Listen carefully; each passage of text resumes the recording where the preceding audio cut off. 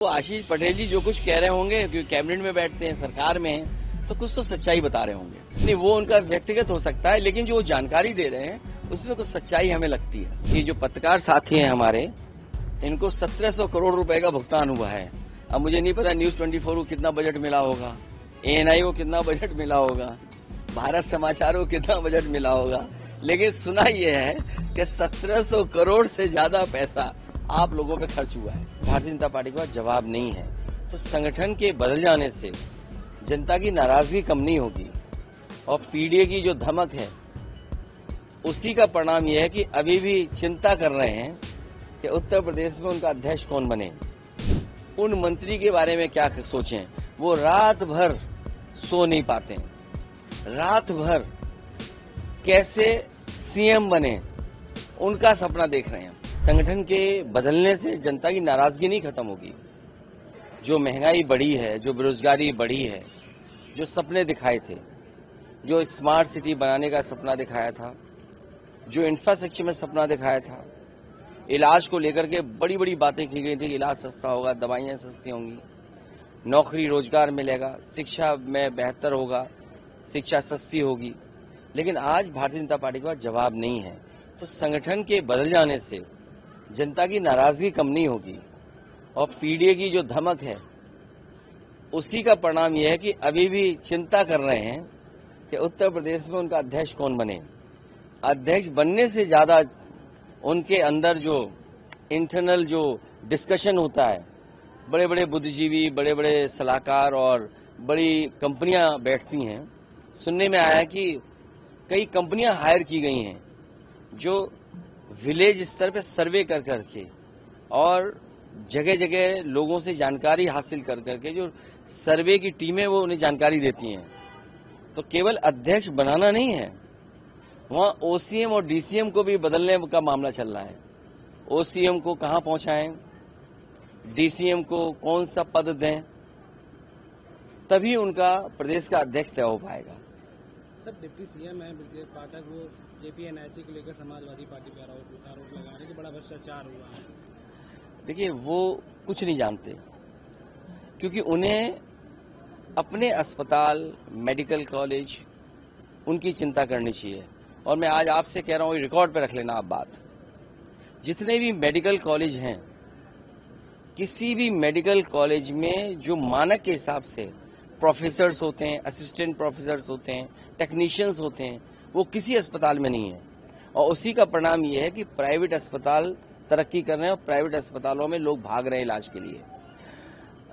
आप KGM में चले जाएं, आप लोहिया इंस्टीट्यूट में चले जाएं, आप PGI में चले जाएं, बड़े पैमाने पर भीड़ है। और दूर न जाएं आप, बगल में कैंसर इंस्टीट्यूट है।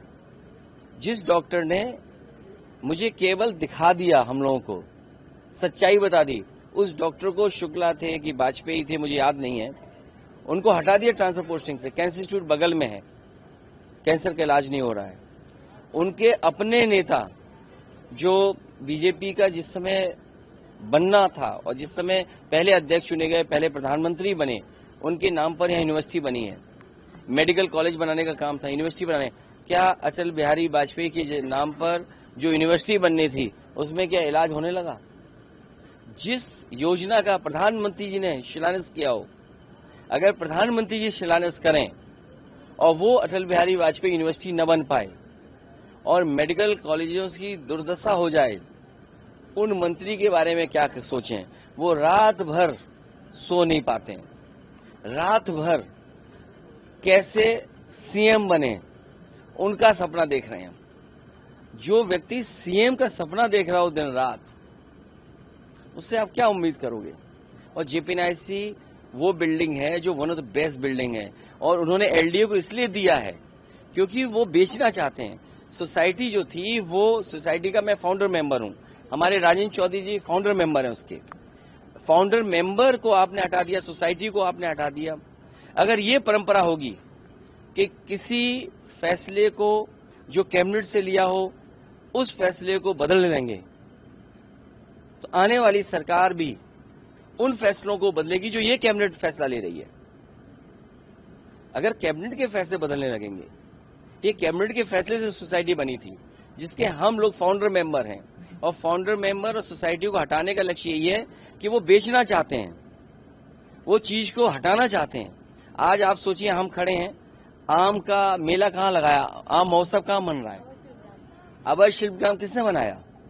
समाजवादी सरकार में बना। वहां पटिया लगी है जहां हमारा उद्घाटन है। कहो तो हम चलें शिल्पग्राम में, आम का वही देखें पटिया जाकर के। जहां हम खड़े, ये जो ऊंची बिल्डिंगें दिख रही हैं, ये किसने बनाया?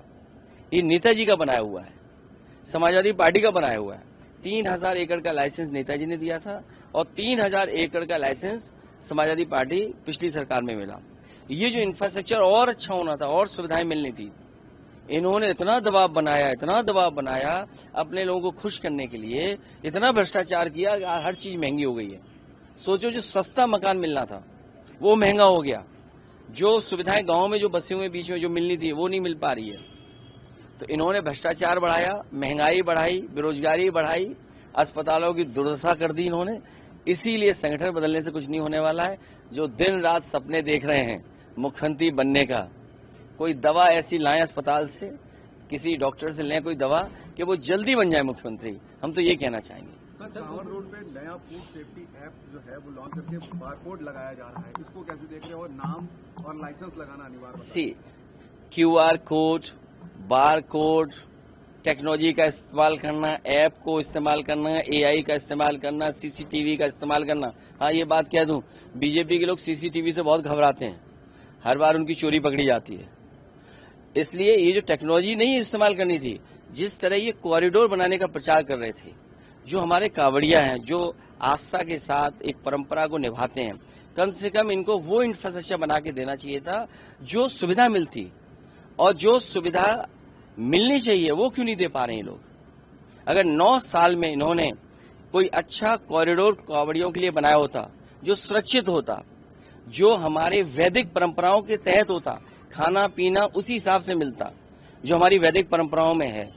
अगर ये वैदिक परंपराओं से जुड़ा हुआ हमारा अगर आयोजन है या आस्था का एक परिक्रमा या हम उसको यात्रा पे निकलते हैं, तो इनकी जिम्मेदारी थी कि वैदिक परंपराओं को मानते हुए कोई ऐसा कॉरिडोर बनाते जिसमें कांवड़ियों को आराम करने का, उनके खाने पीने का, उनके स्वास्थ्य को लेकर के चिंता करते। अब तो इन्होंने कॉरिडोर बनाया नहीं, इसीलिए QR कोड, ऐप, ये नाटक कर रहे हैं। नाटक इसलिए कर रहे हैं क्योंकि अपनी नाकामी छिपाना चाहते हैं। हम तो इनसे कहेंगे कि कमिश्नर DM SP को लगाएं सेवा के लिए, खाना वाना की व्यवस्था के लिए, और CO और SDM को लगाएं उनके पैर दबाने के लिए, तो शायद उससे बड़ा आराम मिलेगा उन्हें।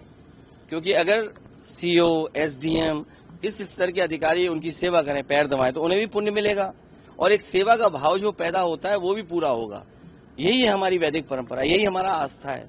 तो मैं उम्मीद करता हूं कि मुख्यमंत्री जी QR कोड तो बना ही रहे हैं, इसके साथ साथ ये भी एक जियो जारी कर दें कि DM SP खाना स्वास्थ्य सेवाएं देखेंगे और CO और SDM उनके पैर वैर दबा के सेवा करेंगे। सरकार में कैबिनेट मंत्री हैं आशीष पटेल, वो सरकार पे ही अपने आरोप लगा रहे हैं और कह रहे हैं कि सूचना विभाग से ये हमारे खिलाफ ये सूचनाएं दी जा रही हैं और संयंत्र रचा जा रहा है मेरे खिलाफ। हालांकि 1700 करोड़ कम बताया उन्होंने। मैंने पूरा उनका ट्वीट नहीं पढ़ा है, मुझे जानकारी नहीं है, लेकिन मुझे ये जानकारी हुई है कि 1700 करोड़ का बताया उन्होंने कि जो पत्रकार साथी हैं हमारे, इनको 1700 करोड़ रुपए का भुगतान हुआ है। अब मुझे नहीं पता News 24 को कितना बजट मिला होगा, ANI को कितना बजट मिला होगा, भारत समाचार को कितना बजट मिला होगा, लेकिन सुना यह है कि 1700 करोड़ से ज्यादा पैसा आप लोगों पे खर्च हुआ है। सोचिए 1700 करोड़ रुपए।